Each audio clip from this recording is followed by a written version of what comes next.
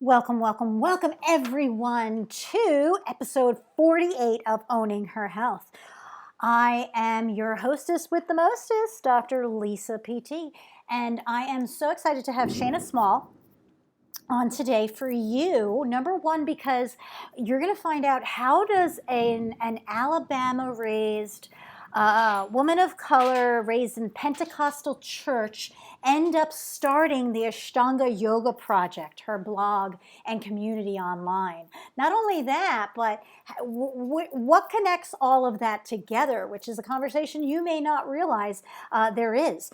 I also wanted Shayna on because as somebody who also, you would think being a brown girl that there'd be lots of brown girls in yoga class, right? Because India, women are brown, and there'd be lots of Indian women in yoga class. Not really where I practice, and a lot of that is because. And I don't even practice at these places anymore, but a lot of the places are not necessarily classical, Raja, Hatha, spirituality, life school. And that's why I've always, that's why I made the Belly Guru Yoga Training Center. That's why I do the yoga club right now in my home studio.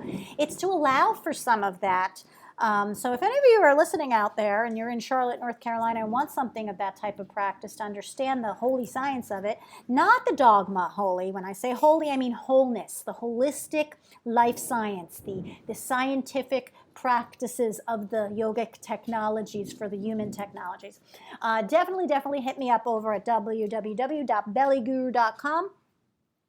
But, on top of that, what Shayna has done is I could see, and this is one of my gifts that the Lord has given to me, is that I can always see that hungry caterpillar. I can see them starting to shift from, hanging out, doing the thing like everybody else, kind of being one of the crowd, to all of a sudden something sparking in them or something going on where a lot of times they may wander into my classes, or even I can see them asking questions or something, but they don't really realize the wonderful transformation and the specialness of that they're going to undergo and become.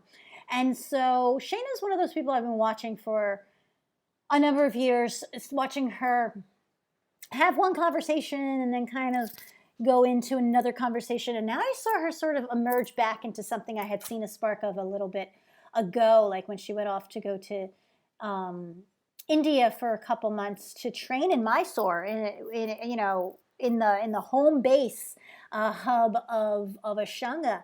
And we get into that story, but mainly I wanted to bring her on. Number one, to talk about how is it, which I didn't even know to the extent, but basically her whole process coming from Alabama and the Pentecostal church, and how that is the same thing. A lot of times in yoga we say, oh, there's things that look opposite, but actually when you really practice the practice, and when I say practice the practice, meaning the mental work, the understanding and the ability to see perception and perceive things, and actually it's our union in our yoga, in our oneness. Such as looking at a quarter and saying, yes, this is one quarter. But I could also say, well, if I look at it this way, it looks like one thing. And if I look at it on the other side, it looks like another. But I still know that's one quarter. That's one beautiful thing that the practice of yoga has given to people such as I and Shayna. And I saw her doing something here. I saw her changing her conversation. So I wanted to have her on so that she could explain, and we can talk a little bit about what her work in the world is, and how she got there. Because I think there's a lot of people, especially maybe it might be because I'm in the South now. It wasn't as much as when I was in the New York tri-state area.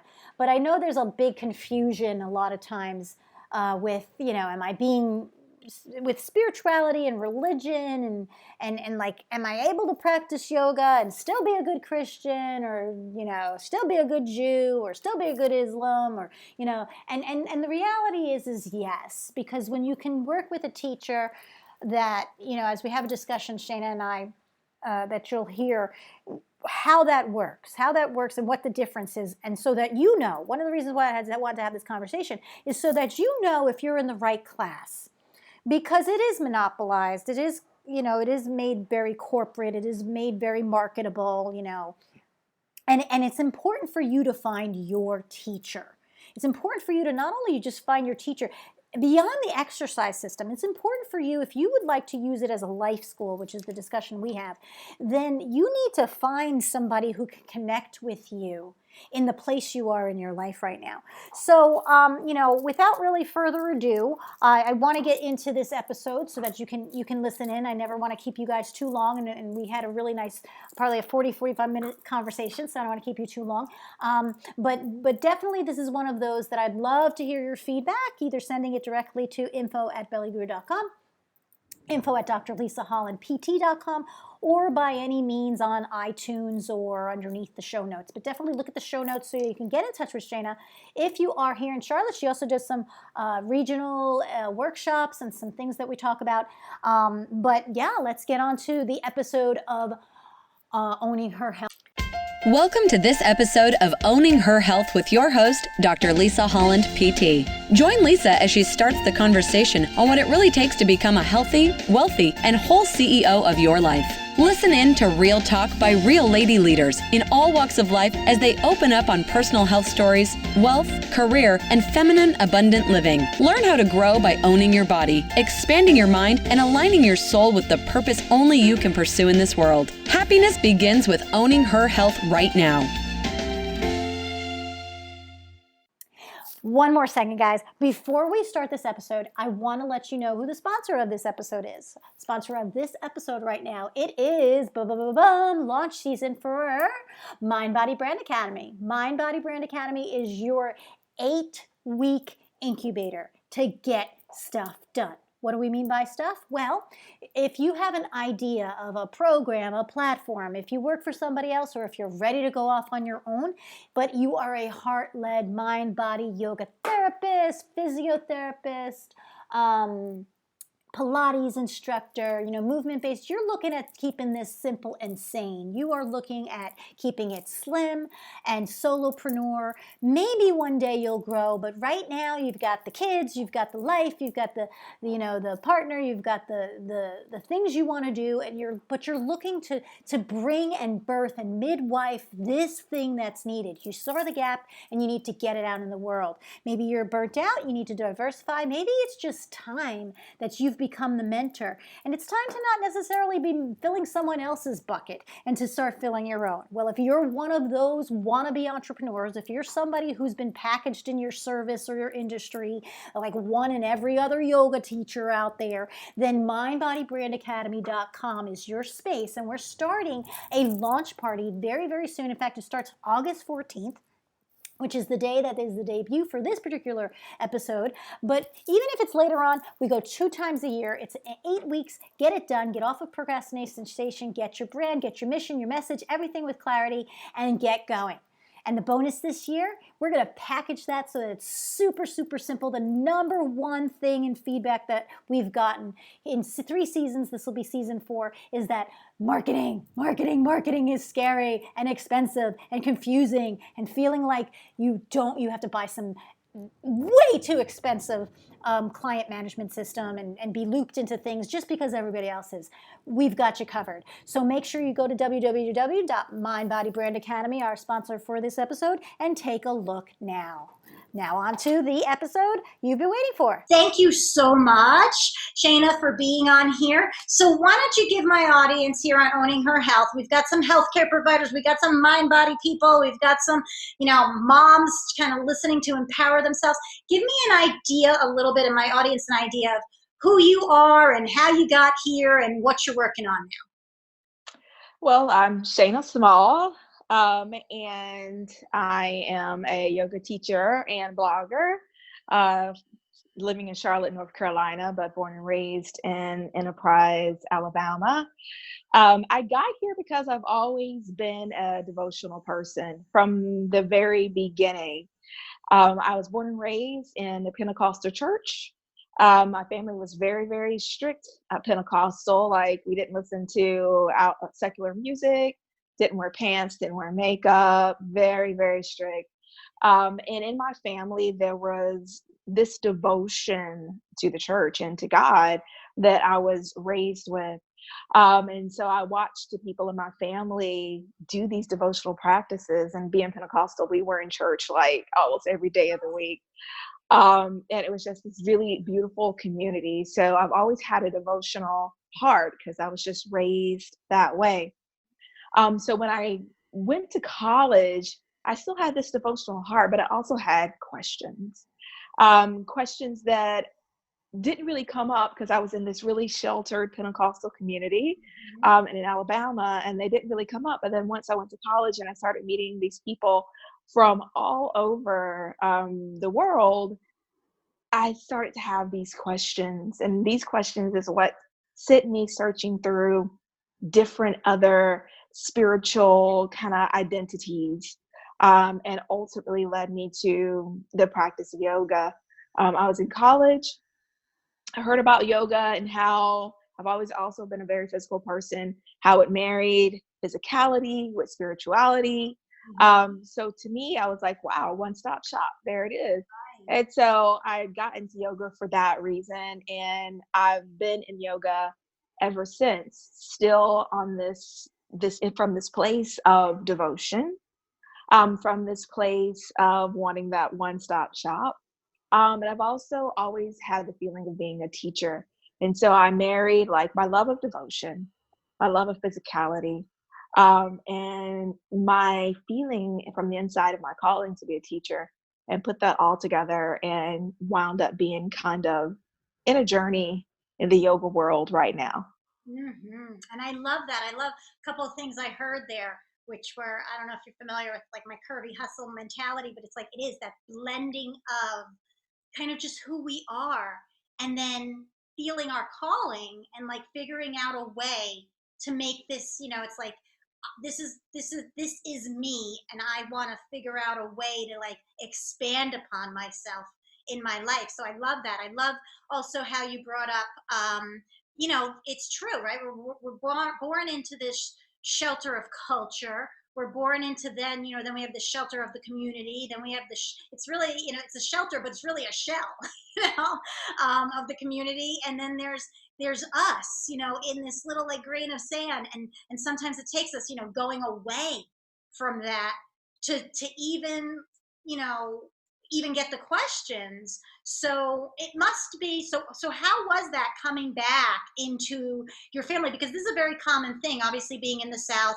People, I didn't realize it. I came from the North with this New York mentality. It's like, yeah, I'm going to be in Charlotte and I'm going to open up a classical yoga place back in 2005 and like be talking about like sutra. And like, I did not realize, like, wait a minute, the YMCA 5 years ago had a really hard time not calling it stretch and relax class, and it was such a culture shock for me because it seemed so proactive, and there were so many New Yorkers and Northerners and California people here or whatever. But that idea of being sort of, one of the first questions people asked me when I moved down here is like, hey, what church are you going to? And that was so different for me from being in the New York tri-state area. You know what I mean? So how was that coming, back to your family and being like, okay, so here's the deal. I'm like, really evolving through this thing called yoga. Well, I went through a period where when I was very young, when I first was in college and first got exposed to something different, feeling like I needed to, I was excited. I was excited about the information and what I discovered. So of course, when I went back home, every time where I could like interject in some of what I learned, because I was so, excited about it, I was, trying to do that. But then as I matured, that is not my place. Everybody's got their own journey. And even though my brand of spirituality has shifted from when I was Pentecostal, my family is still very much Pentecostal, that it's all going to the same place, and that their journey was their journey, my journey is my journey, and it is not my place to convince someone that their journey should be just like mine. That's why we're all here. We're here to have these separate, different experiences. We're not all like in this one bubble of consciousness, all sameness. We're here to experience what is it like to all not be the same. So we're here having that experience. It is not my place to to vomit my life and my experiences on anyone. And so I had to learn not to do that. And it's been great with my family. We don't talk about it. It's kind of like when people talk about, oh, you don't talk about politics at the table. Right. It's that type of thing. Like, we just don't really get into it because I'm there to see them and to be with them and to just feel their love. And it is nothing, and anything that blocks that is not worth it. It's the best thing to sort of like do. And you know, when you're saying that, I think of that a lot with like my healthcare colleagues, like definitely in like my physical therapy world, people like they just like constantly, and I did the same thing too. It's like, cause you like come from a place of heart, like you're like, oh my God, you're watching somebody like hurt their, like you feel like they're going to hurt their back or you're going to hurt their hips, and you see them like literally making themselves suffer, and you have all this wealth of wisdom. And I see that also, you know, my work was a lot with mothers. Originally Belly Guru was just pregnancy year, and then grew from there, but it's always been like women's empowerment and a lot of our pains, you know, myself walking through it, like trying to be like, oh my God, girlfriend. I mean, even this podcast is like, let's just talk about it so that you can see and reflect and learn before you do the things I do. So it is hard when you have such a heart-led thing, but like you said, it's like, we're not here. I think that's one of the hardest things with working with moms, that, you know, literally are like in this whole culture of like martyrdom. And I think spiritual people have that too. I mean, I see that now on the business side, trying to help people sort of, you know, branch themselves. And you get, especially in the yoga therapist world, it's like kind of this like, you know, like how do I be spiritual and also be like making some divine compensation here? And it's, you know, all these real world stuff that it makes it hard just sitting around talking with people who aren't into that, I think sometimes, to relate to that. Do you find that? Because, you know, you've been in the yoga studios, you've been sort of giving workshops and this and that. Do you find it's kind of hard mixing, you know, that heart-led sort of thing, even with your own life, with your own little business and talking regular world stuff with other people? It is very hard. And I'm at a place now where I am trying to regain balance. Because I did get very, very off balance as regards to forgetting the heart of yoga and leaning more towards the commercialism of yoga. And after doing that for, I've been practicing yoga for probably close to 20, but teaching for maybe 15 years. After doing that for like 15 years, it started to eat at my own personal experience of yoga. And so I'm at a point where I'm trying to make that differentiation between still sticking to the heart of yoga and what it is that I want to be of service to people with, and this also very real need of financial compensation.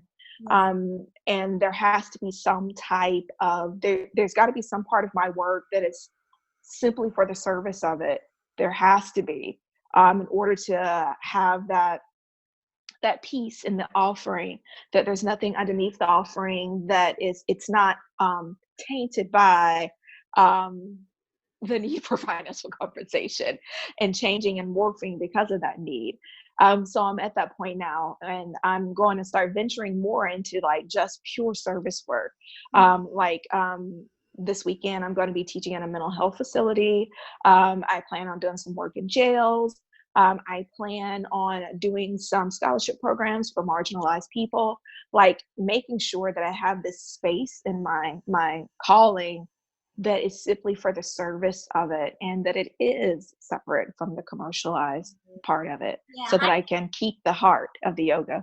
Yeah, and it's hard, and it's, you know, it's interesting because like I see it from that view. I see it also like almost like a masculine feminine sort of approach to sort of how we live all of our life, like that whole kind of like all within us, because I talk a lot about that blend of like our own masculinity, our own femininity within us in union, reacting with the rest of the world. Obviously the world's very patriarchal sort of world. We're sort of really shifting that more into transparency and community building and conversation. And so, you know, we're seeing that shift. I think it's you know, something that I see, but I also see the other side of so many people struggling who have so much good to do, because while we're, servicing everyone, and what I guess what my conversation I'm trying to have is like, where does service always have to equal for free or for without compensation? Like, isn't it a service to some extent where,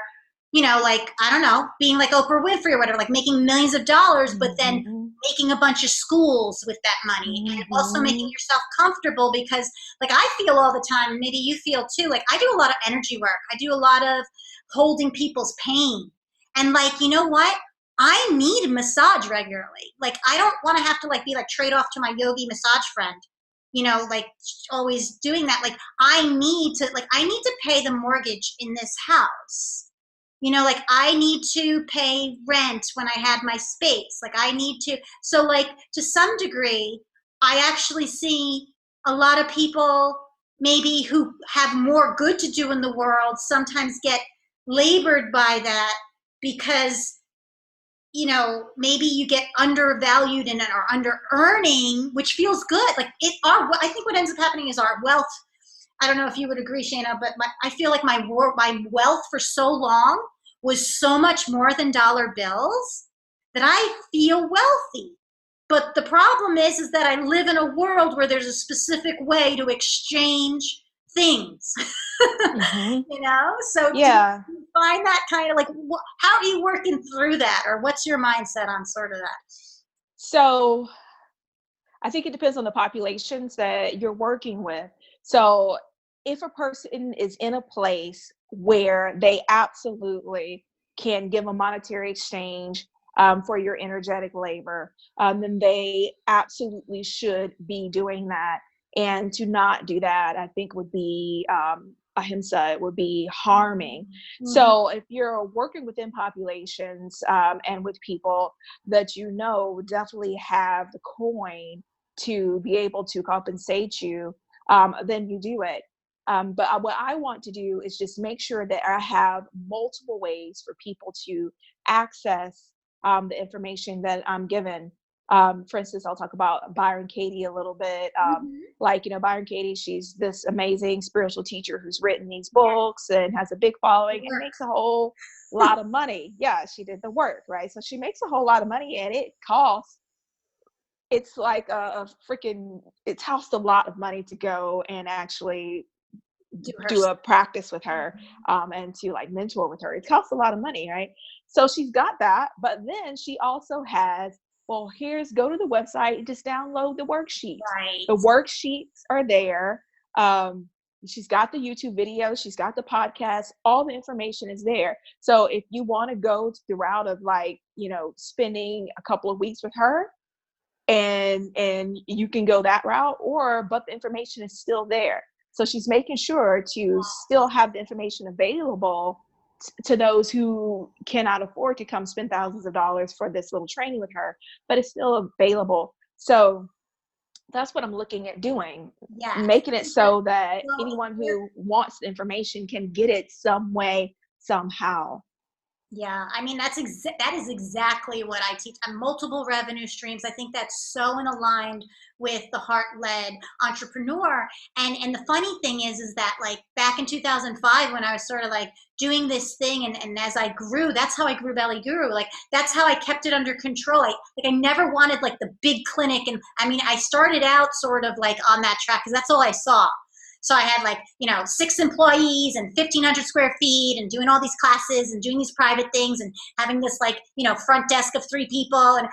But it wasn't really what I wanted. So I think mentorship is super important, right? Seeing people do that. And I think yoga is an area which I'm hoping to get more into with these programs that it's been sort of it doesn't know how to do that. We're getting there in healthcare. Healthcare has been really hard to pull into this idea of having different levels of service so that people get service. And it's not necessarily because you got to be the guy that, doesn't get paid, or you got to be the guy that's going to be the millionaire. There's this way of doing it if you expand yourself. And that's my whole point of personal brand. It's have yourself be flexible enough to be I'm having a workshop, I'm having a worksheet, I'm talking here on, I mean, that's my Owning Her Health. Like, anybody can download this, get inspired, get in touch with somebody like you that might have a thing that they might have not come across.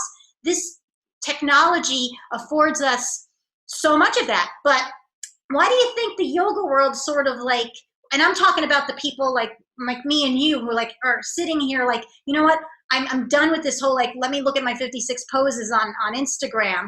It doesn't mean anything. Where do you think the disconnect is from your experience? Because you're around a lot more, you know, you do a lot more yoga teacher trainings and this and that. I'm kind of in the world of like International Association of Yoga Therapists. I think you're more in the world of like Yoga Alliance type of people. So I feel that people just basically just get in over their heads. Honestly, they, you know, these yoga studios, they have to be these luxury yoga studios. When I first started practicing yoga, it was in this little studio. It was one room with exposed brick, a wood floor, and you got a little index card and you wrote your name on it. You paid your money and you like checked off the index card and you put your money in a vase. Like, that's just how basic it was.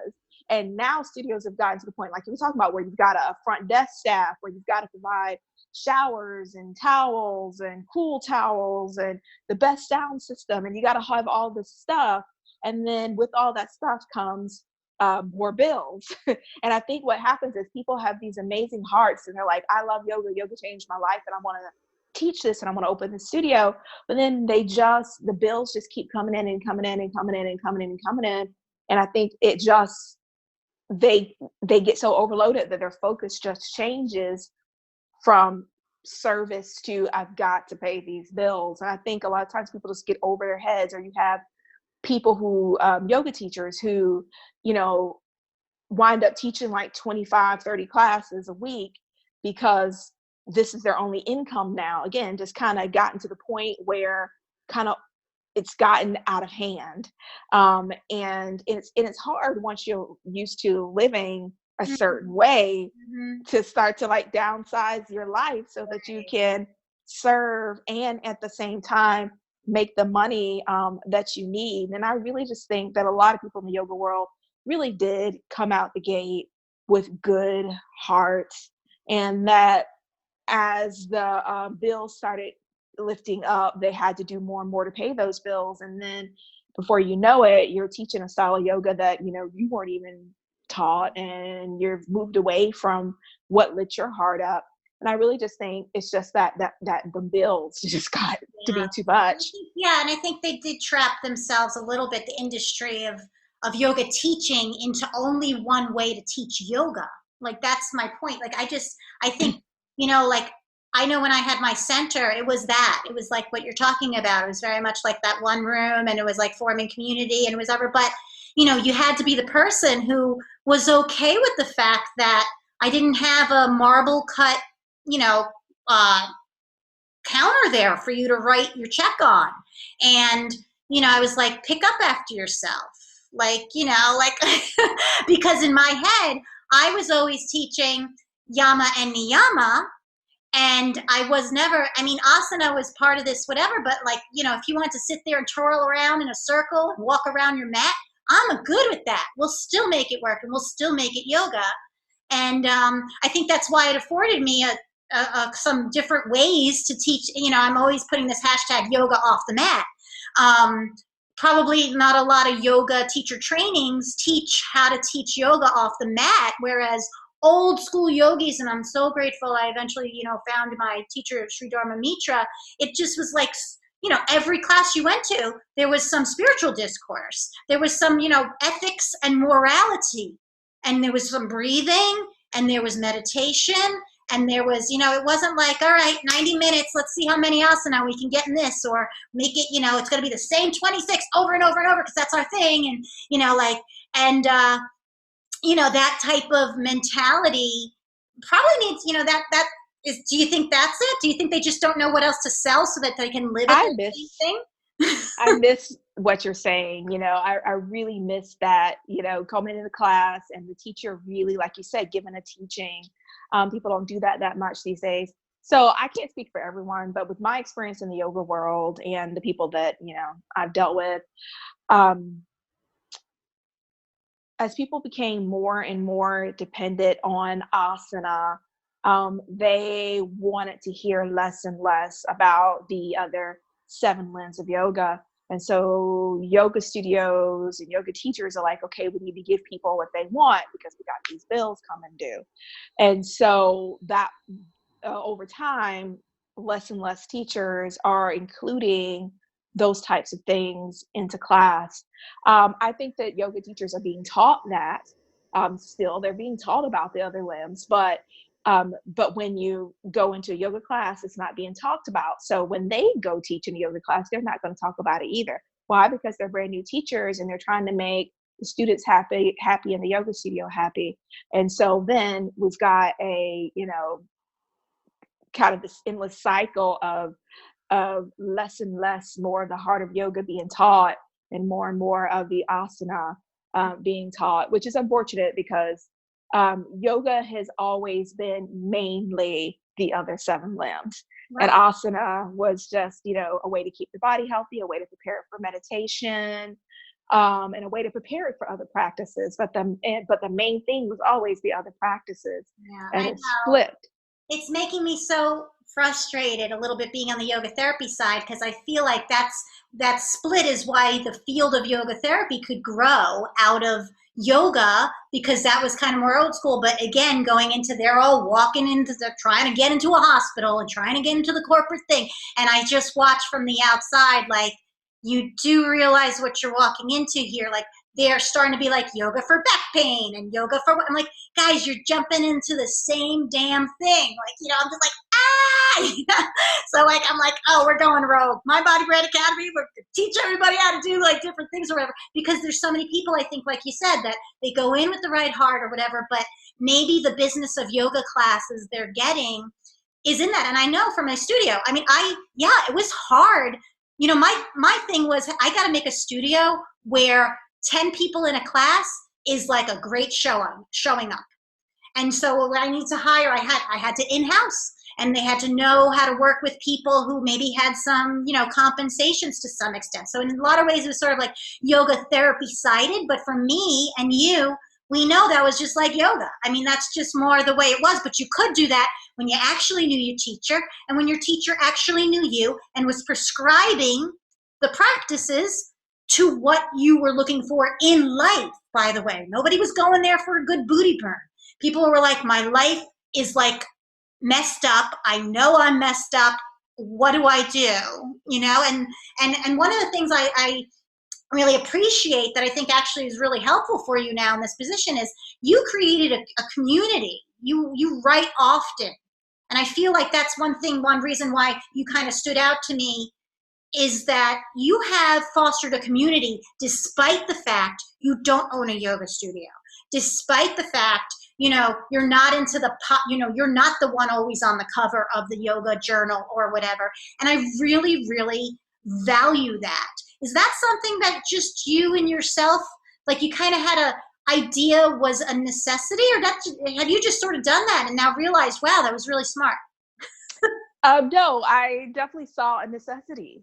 I saw a necessity for it.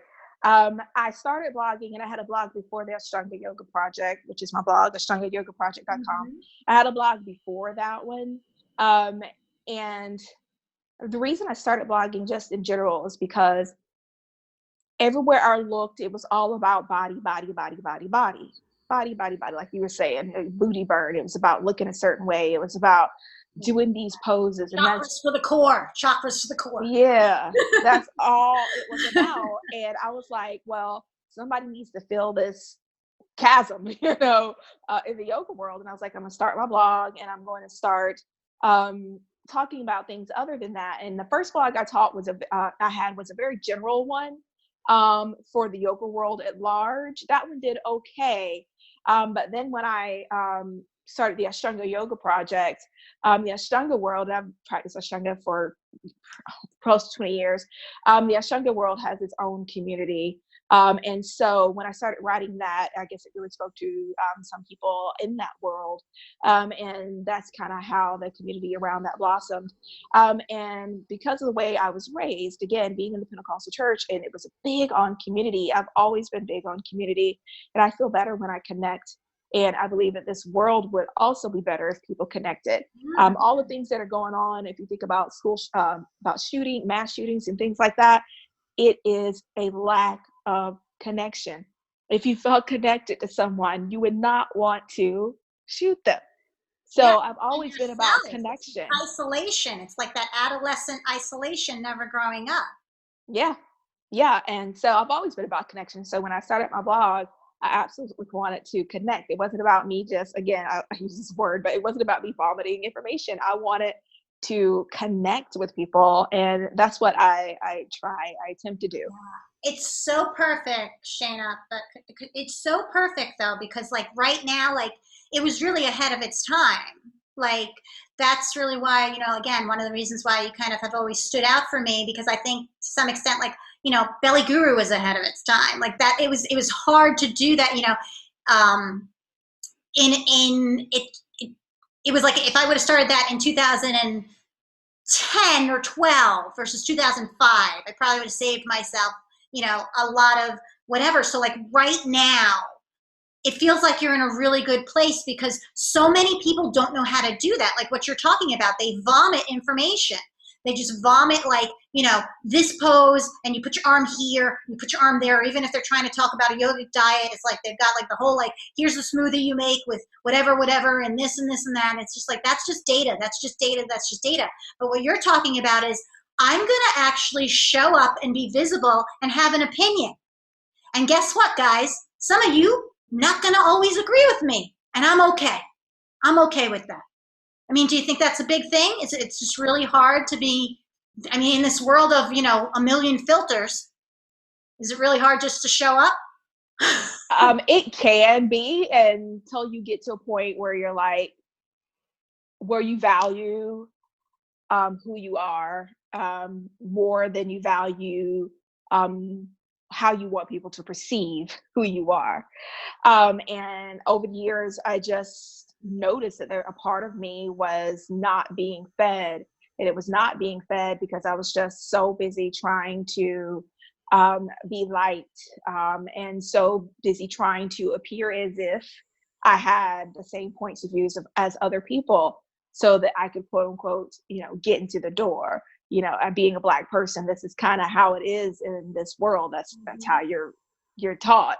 Yeah, you gotta like, make yourself a little smaller so that you can get in the door, and then from there. And I spent most of my life, I would say half my life because of my age, half of my life doing that. And I was like, I'm not spending the second half doing that because it doesn't work. It does not work, because when you get into the door based on false information, people always want you to continue to be that false self. And so it doesn't work. So yeah, I was like, you know what? I'm not doing it anymore. It does not feel good. I'm going to speak my truth. I'm going to say what is in my heart, and whoever resonates with it, and who doesn't, and I'm good with that. Yeah, that's so beautiful. I mean, I think that's like the spiritual warrior's journey. Isn't it about taking off the layers? You get all these layers, and it's Dharma always says to us, be like a child again. But I'm not saying be childish. And I think that's the big, thing. I don't know how old you are, but I'm going to be 47 in a couple of weeks, and it's like I literally feel like, I don't know what happened with Generation X, but I'm always saying this. I'm like, I feel like a lot of my peers, for some reason, had this like thing in their head, like, YOLO, but like messed up.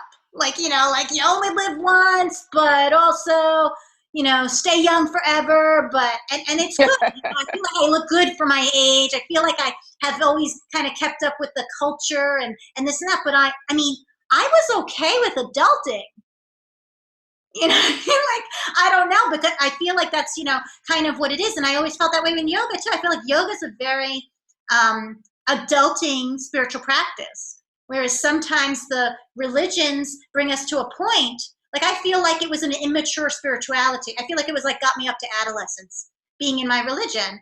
And there was some level where I could have stayed there and been in that world. But, you know, if I was going to, and again, it's like this calling. I guess if your ears are open enough for this calling, you know, some kids leave home and they go off and you don't see them again in town. And some people like go off to college just to make sure they come back, and they basically buy their parents' houses and they marry their high school sweetheart and they stay in that same, and you're like, you know, and there's nothing wrong with either. It's just some people are like called to be like, I gotta go. That was me.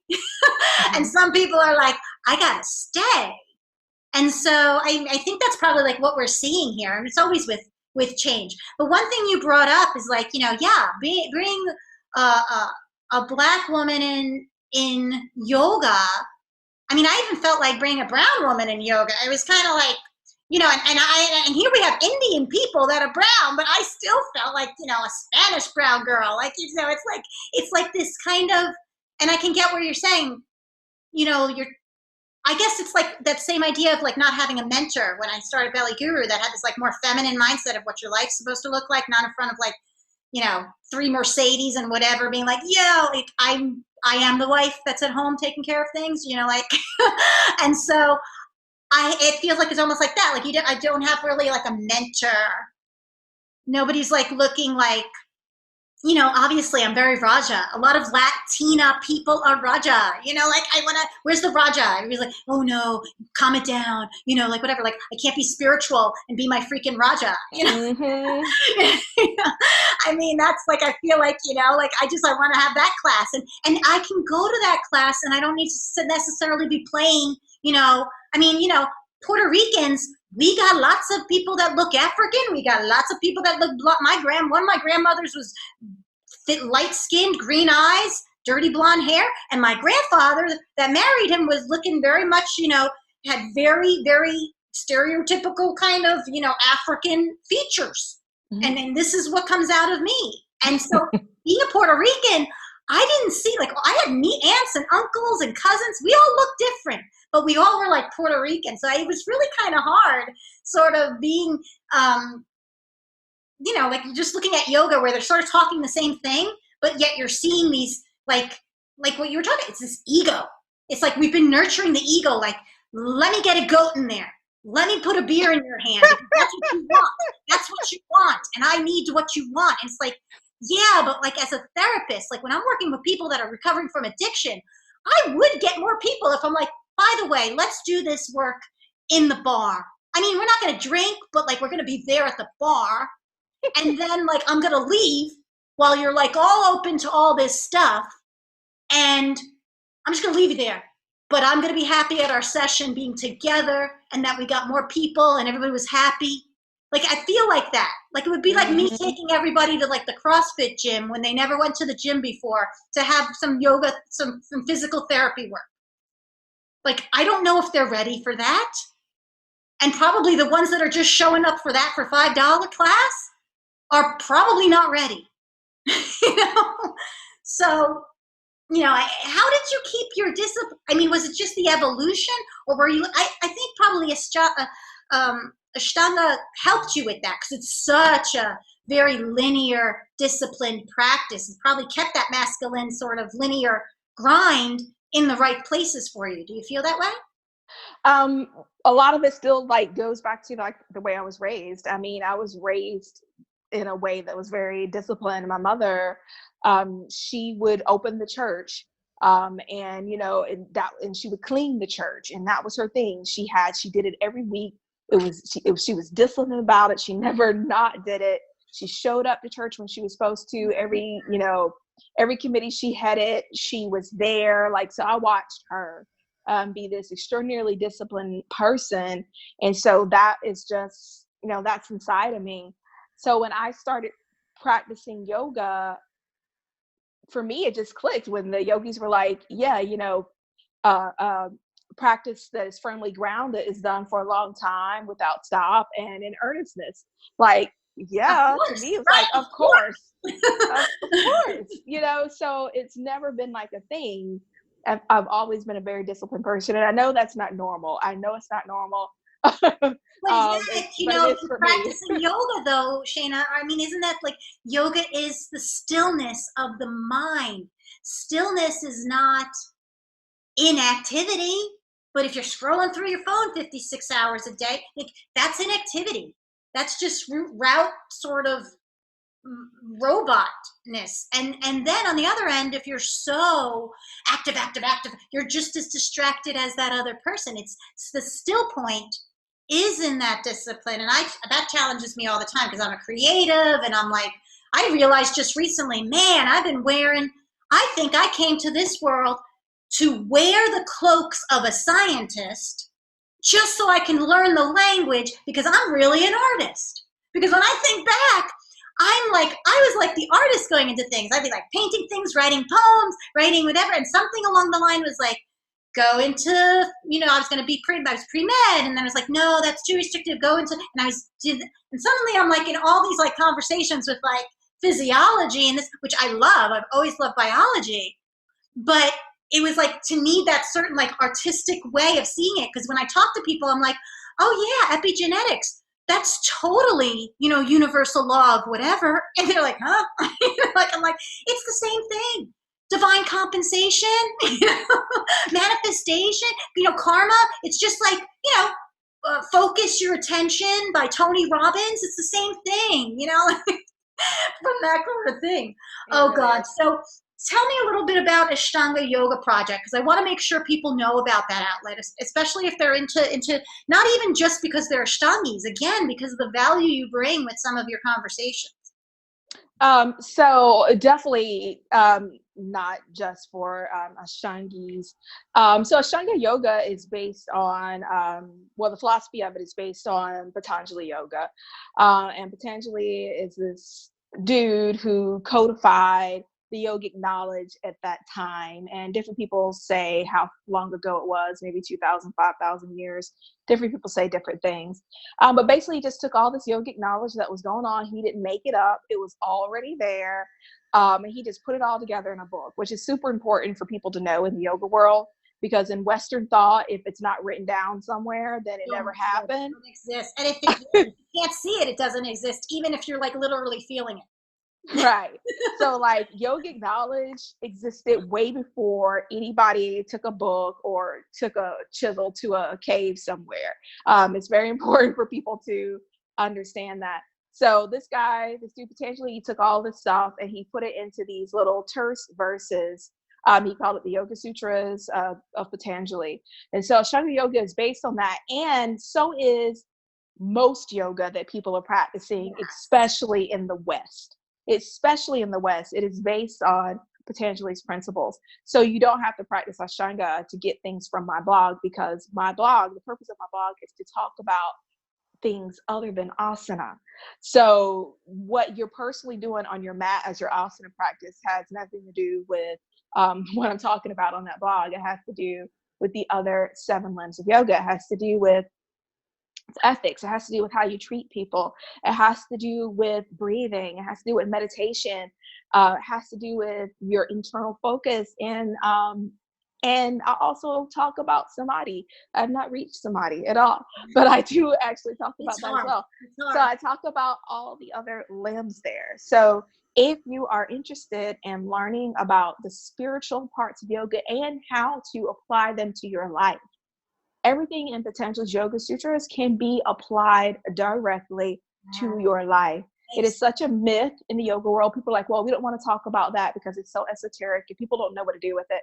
They don't know what to do with it because you don't know how to talk about it correctly. Because you don't understand it well enough to be able to talk to people about it, right? So that's what I do with my blog. I take these concepts and I break it down so that you can apply it to your life in a very easy, simple way. So this blog is honestly not just for yoga people. Like you were talking about, like this information, it crosses over all religions. You were talking about science, like you can look at science, like I always talk about spooky action at a distance when I talk to my students as a way of letting people know that we're connected. So, you know, spooky action, you can have an atom on either side of the universe and they're connected, you know, through time and space. And it's like, so I use those things to talk about the connection. Physics, it like just opens a whole, sit there and I'm just, when I see some sort of research stuff, that and the gut microbiome, as soon as I was able to be like, I just want you to know there's more bacteria than human cells in this person. So who really is the parasite? And they're like, oh my, never thought of that.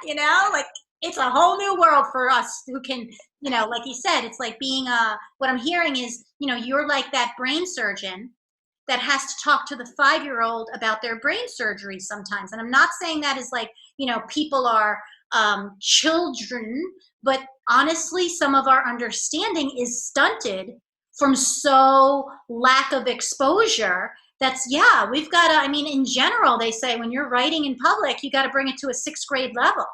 And the sad thing is because we're so distracted and we're so busy, it's got to be made that simple. And like you said, I don't know if it's even like Savasana. I said that last night in my class. I said, because I still teach it as corpse pose. And I know all the people like trauma, they're going to like feel like they died again or whatever. But I've been like, guys, nobody here is getting out alive. Like no one, like if you don't surrender to the fact, like I just think there's a big lesson in that. I think, and I got that from my teacher, like there's a big lesson in understanding that surrender in general, because every obstacle in life is a little mini death of the old, and having to go through that and go into the new. No transformation happens because the butterfly didn't come out because the caterpillar decided to stay around. It had to go through that thing. So I really love what I'm hearing there with the Ashtanga Yoga Project, and I've always appreciated seeing some of the things through there because I felt like that. Like I felt like she's got it. Like she's got this is life school. I actually, that's kind of what I say Belly Guru is now, kind of on an online format and educational platform kind of thing. It's always been life school. We're just going to call it what it is. This is life school, and we need this life school now. Like we need the yoga, the unification of some sort of brainwave, because what we're doing right now is insane. Yeah, for sure. Right? For sure. Oh man. So where can we find you in Charlotte nowadays if somebody's, listening and local enough that could get into one of those yummy classes and meet you in person? So I'm still teaching yoga at YT Yoga. I am the director of the Ashtanga program there. We have Ashtanga there 6 days a week. Ashtanga is a style of yoga where you come in and we do Mysore style Ashtanga, and we have a couple of leg classes. But if you're new, I definitely recommend you do Mysore style Ashtanga. With Mysore style Ashtanga, you come in, your teacher gets to know with you, you have a conversation, and your teacher teaches you one-on-one. They see where you are, who you are. We know all our students by name. We have get-togethers with our students. If they don't show up, we contact them and ask them what's going on in their life. They know about our lives. We know about theirs. It's a style of yoga that allows you to have a personal connection with your teacher. And through that connection, you learn how to work with your body. Ashtanga is often called the original vinyasa yoga. So this means that you will work hard in an Ashtanga class. So don't be afraid that you're not gonna, work hard. You're gonna work hard, but you're also gonna work inwards as well. Which is so hard. Yeah. Huh? It's the inner work. I think that's the harder work. The outside thing, it's like you get distracted with the sweat and the muscle aches and the this, but it's that. It is the inner work that is harder, and Ashtanga has a way of bringing that inner work out, because you can't like avoid anything in Ashtanga. It's like, oh, you don't like this pose? Okay, why? Right. And keep doing it. Yep, and then all that. I love it. And I've always felt like, because it's funny, I felt like when I went to Dharma yoga, it was I could definitely see the influence of the classical Ashtanga Patanjali type of thing with a Raja fix, but it was almost like the feminine complement to some extent. Like it was always like the moon practice to what I find Ashtanga to being very like the sun practice. And like together, I sort of loved it because I actually started some of my breakthrough of some of like my emotional body, pain body stuff. It was Ashtanga that that got it going out of me. Yeah, we'll do it. You know what I mean? But then at some point it felt like I was on a journey. I'm coming full circle now, but I really need to get back into my femininity. I was like masculine. You know, I ate up the 80s and 90s tremendously. And, and so I really kind of had to go on this like other little journey. And that was like my compromise, because it was still physical, but it had all the spiritual, but I definitely saw that woven. So I really appreciate that, because that's the thing with me. I need the more discipline. So maybe I got to hit you up as a private teacher sometime, just to put some sense into me. And I've never gotten into a steady Ashtanga practice because I don't get my organization in gear to get to the studio that has that on a steady basis. So we'll figure it out. Well, thank you so much. Anything else you want to add into the conversation? If I was to say 10 years from now, down the road, what the Shanna of tomorrow, knowing what you know now, the woman you are now, and where you feel like you want to go, what would you love for her to be able to tell you? If you could talk to her, that woman 10 years from now, with the fire you feel now. That you're on the right track, that your voice is being heard, your voice is important, and that you can make a difference and make a change in this world, and that you have made a difference and made a change in this world, and just to keep going. Well, girl, I can tell you that right now. So I'm going to tell you that right now.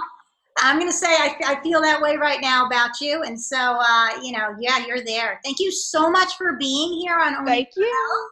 I'm sure we'll chat again about something, because this is great conversation. And like I said, we could just talk about life school like forever. So thank you so much. And guys, make sure you look at the show notes over on the web page link, and go on over to iTunes. Subscribe; it's so much easier. Give us a little like if you enjoyed this. Give us some feedback if you can. But definitely, we'll have all the links to get to Ashtanga Yoga Project. Make sure you check that out. Any other things that Shanna wants to give me to hook up with her, even ongoing. If something else comes up, I'll make sure I update her page and things like that. But if you have any direct questions, please do reach out to her. How can we get to you directly if somebody has a direct question? Shanna at AshtangaYogaProject.com. All right, guys. So you heard it here. Make sure you contact her, especially if you're looking for a practice. She knows people all over that she can get you into the right, teacher for you. To give her a call, let her talk to you, and maybe even get into one of her workshops, and you can hear some of this wonderfulness in person. Okay. Thanks, guys, for being here, and thank you so much, Shanna, for helping us own our health. Take care. Thank you for listening into this episode of Owning Her Health with Dr. Lisa Holland, PT. To learn more about her personal and professional development service, visit her online at drlisahollandpt.com.